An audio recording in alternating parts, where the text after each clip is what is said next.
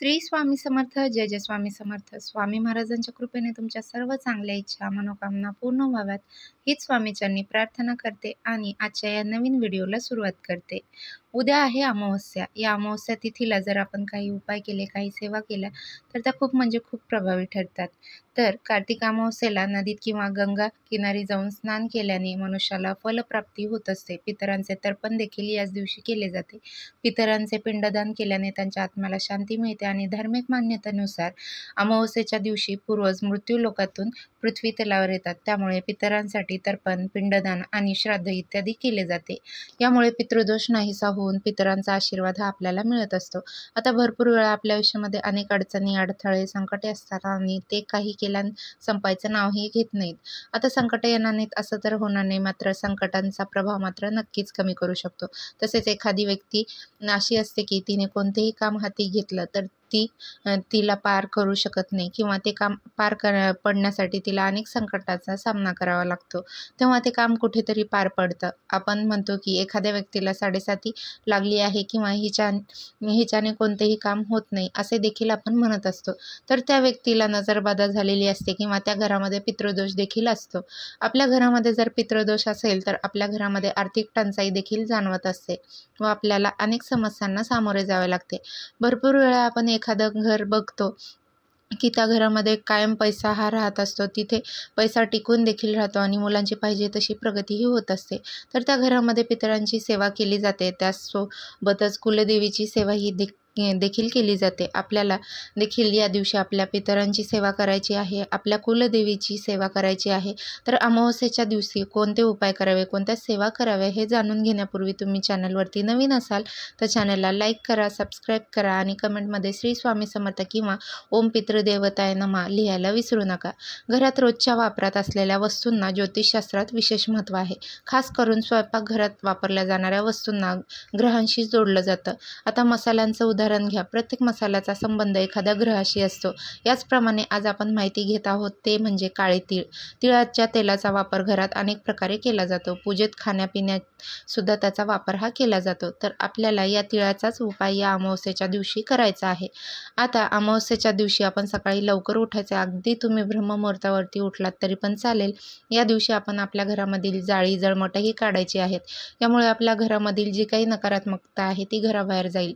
तसेच आपण फरशी पुसताना त्या पाण्यामध्ये देखील काही वस्तू टाकायच्या आहेत. तर आपण पाण्यामध्ये थोडंसं मीठ टाकायचं आहे, तसेच थोडीशी हळदसुद्धा टाकायची आहे आणि पिवळी मोहरी देखील आपण या पाण्यामध्ये टाकायची आहे. या 3 वस्तू टाकून आपण फरशी पुसायची आहे. या वस्तू टाकून जर आपण फरशी पुसली तर आपल्या घरामधील जी काही नकारात्मक ऊर्जा आहे ती नकारात्मक ऊर्जा दूर होते आणि आपल्या घरामध्ये सकारात्मक ऊर्जेचा संचार हा होत असतो. आपल्याला रोज या वस्तू टाकून फरशी पुसणे शक्य होत नाही, पण कमीत कमी जेव्हा पण अमावस्या असेल किंवा अमावस्येच्या दिवशी आपण या वस्तू टाकून फरशी ही आवर्जून पुसायची आहे. तसेच आपण घराबाहेर थोडंसं पाणी शिंपडायचं आहे आणि मग त्या पाण्यामध्ये चिमूटभर हळदही टाकायची आहे. असं पाणी आपण घराबाहेर शिंपडलं तर आपल्या घरामधील जी काही नकारात्मक ऊर्जा आहे ती दूर होत असते व आपल्या घरामध्ये सकारात्मक ऊर्जेचा संचार हा होत असतो. या दिवशी आपल्याला तिळाचे काही उपाय देखील करायचे आहेत. आपण प्रथम देवघरामध्ये एक दीप प्रज्वलित करायचा आहे आणि मग तुम्ही मातीची पंती घेऊ शकता किंवा कणकेचा दिवा घेतला तरी पण चालेल. आता हा दिवा प्रज्वलित केल्यावरती या दिव्यामध्ये देखील आपल्याला थोडेसे काळे तीळ देखील टाकायचे आहेत. काळे तीळ हे आपल्याला पूर्वजांना समर्पित असतात आणि त्यानंतर दिव्याला हळदी कुंकू लावायचे आणि फूल व्हायचं आहे.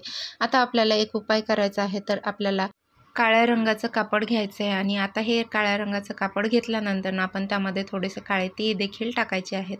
आता काळे तीळ टाकल्यानंतर आपण अगदी काळे तीळ 108 टाकू शकता किंवा 21 काळे तीळ टाकले तरी पण चालेल.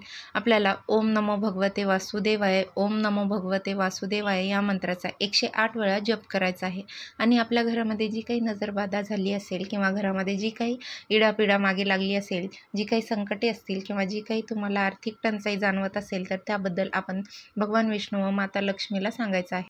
आपण अशा प्रकारे 2 काळ्या रंगाचे कापड हे घ्यायचे आहेत आणि पहिल्या काळ्या रंगाच्या कपड्यामध्ये आपल्याला थोडेसे काळे तीळ टाकायचे आहेत आणि दुसऱ्या काळ्या रंगाच्या कपड्यामध्ये आपण थोडेसे काळे तीळ टाकायचे आहेत आणि थोडेसे उडदाचे दाणे आपण त्या कपड्यामध्ये टाकायचे आहेत. आता या दोन्ही कपड्यांची आपल्याला पोटली बनवायची आहे आणि आता यामध्ये जी काही तिळाची पोटली आहे ती आपण आपल्या घराच्या आतमधल्या साईडने बांधायची आहे आणि यामुळे आपल्या घराला कोणतीही नजरबाधा झाली असेल तर ती दूर होईल.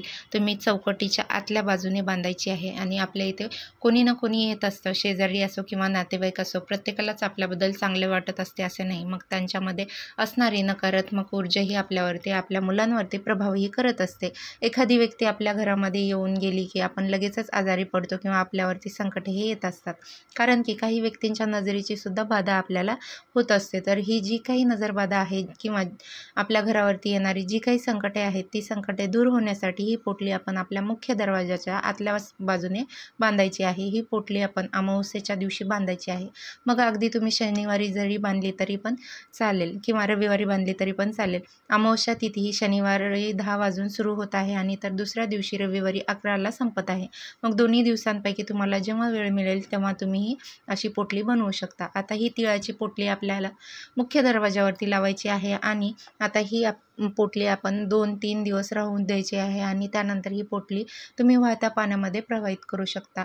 आता आपण दुसरी पोटली बनवली होती, त्या पोटलीमध्ये आपण काळे तीळ आणि उडीद टाकले होते, तर ती पोटली आपण उचलायची आहे आणि आपण एखाद्या व्यक्तीला ही पोटली दान करायची आहे. गरीब व गरजू व्यक्तीला ही पोटली दान करावी. यामुळे आपली जी काही आर्थिक टंचाई चालू आहे ती दूर होईल व आपल्या घरामध्ये पैसा येईल आणि माता लक्ष्मी ही स्थिर राहील. भरपूर वेळा आपण बघत असतो की आपण नुसतं मेहनत घेतो पण मेहनतीचं पाहिजे तसं फळ हे आपल्याला मिळत नाही.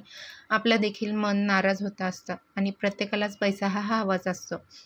पैशाशिवाय कोणतेही काम हे होत नाही. आता गरीब गरजू व्यक्तीला दान करणे शक्य नसेल तर तुम्ही ही पोटली मंदिरामध्ये नेऊन ठेवू शकता तरी पण चालेल आणि शनी महाराजांच्या मंदिरामध्ये ही पोटली ठेवू शकता. आता ही पोटली ठेवत असताना आपल्याला घरामध्ये जी काही आर्थिक टंचाई चालू आहे त्याबद्दल आपण बोलायचं आहे आणि ही पोटली ठेवायची आहे.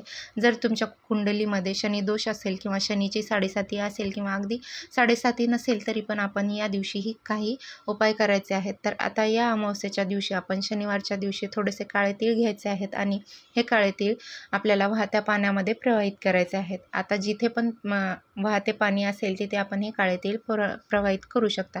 यामुळे आपल्या आयुष्यात जे काही अडचणी, अडथळे, संकटे येत असतात तर ते देखील दूर होतात. तसेच काळे तीळ आपण जर वाहत्या पाण्यामध्ये प्रवाहित केले तर राहू केतूचा दुष्परिणाम देखील कमी होतो. तसेच या व्यतिरिक्त कालसर्पदोष व पितृदोष यातही हा उपाय फलदायी असतो. तर आपण नदी तीरावरती एक दीप प्रज्वलित करू शकता. आपण मातीची पंती किंवा कणकेचा दिवा घ्यायचा आहे आणि या दिव्यामध्ये आपल्याला थोडेसे काळे तीळ टाकायचे आहेत. तसेच तिळाचे तेल किंवा मोहरीचे तेल टाकून तुम्ही हा दीप प्रज्वलित करू शकता आणि पूर्वजांना स्मरण करायचं आणि ओम पितृदेवताय नमः, ओम पितृदेवताय नमः या मंत्राचा 11 वेळा जप हा करायचा आहे. हे थोडेसे काळे तीळ आपण वाहत्या पाण्यामध्ये टाकायचे आहेत. यामुळे देखील आपल्यावरती येणारी सर्व संकटे दूर होतात व आपली प्रगतीही होत असते. जर तुमचा वाईट काळ चालू आहे किंवा एखाद्या कामात यश मिळत नसेल तर मूठभर काळे तीळ घेऊन कुटुंबातील सर्व सदस्यांच्या डोक्यावरून फिरवून घराच्या उत्तर दिशेला टाकून द्यायचं आहे. असे केल्याने तुम्हाला प्रत्येक कामात यश मिळायला सुरुवात होईल. तसेच अगदी घरामध्ये एखादी व्यक्ती आजारी असेल किंवा एखाद्या व्यक्तीला नजरबाधा झाली असेल तर त्या व्यक्तीवरून देखील आपण मूठभर काळे तीळ हे उतरवून टाकायचे आहेत. मग काळे तीळ आपण 7 वेळा त्या व्यक्तीवरून उतरवायचे आहेत. उतरवत असताना म्हणायचं आहे, माझ्या मुलाला किंवा पतीला जी काही नजरबाधा झाली आहे, जी काही इडापिडा यांच्या मागे लागली आहेत, काही संकटे लागली आहेत तर ती पूर्णतः दूर होऊ दे, याची प्रत्यक्षात प्रगती होऊ दे असे आपण म्हणायचे आहे. आता मुलावरून किंवा पतीवरून हे ओवाळल्यानंतर आपण आपल्या मुख्य दरवाजाच्या बाहेर जायचं आहे. आता मुख्य दरवाजाच्या बाहेर आपण जायचं आहे आणि मुख्य दरवाजावरून देखील आपण हे काळे तीळ 7 वेळा उतरवून टाकायचं आहे. घराला जी काही नजरबाधा झाली असेल ती दूर होऊन असे म्हणायचं आहे. काळे तीळ आपण घरावरून देखील 7 वेळा उतरवायचे आहे. हे उतरवल्यानंतर घराच्या बाहेर जाऊन उत्तर दिशेला हे टाकून द्यायचे आहेत. आता हे काळे तीळ टाकायला जात असताना आपण कुणासोबतही बोलायचं नाही आहे. तसेच टाकून आल्यानंतर देखील आपण कुणासोबतही बोलायचं नाही आहे. आल्यानंतर हातपाय स्वच्छ धुवून तुम्ही तुमची कामेही करू शकता. तुम्हाला जर हा व्हिडिओ आवडला असेल तर चॅनलला लाईक करा, शेअर करा आणि सबस्क्राईब करून बेल आयकॉनचं बटनही प्रेस करा. यामुळे काय होईल, मी जी कुठले नवनवीन माहितीपूर्ण व्हिडिओ अपलोड करेल त्याविषयीचे नोटिफिकेशन तुम्हाला मिळेल. आजच्यापुरते एवढंच. भेटूया अशाच नवनवीन माहितीपूर्ण व्हिडिओमध्ये.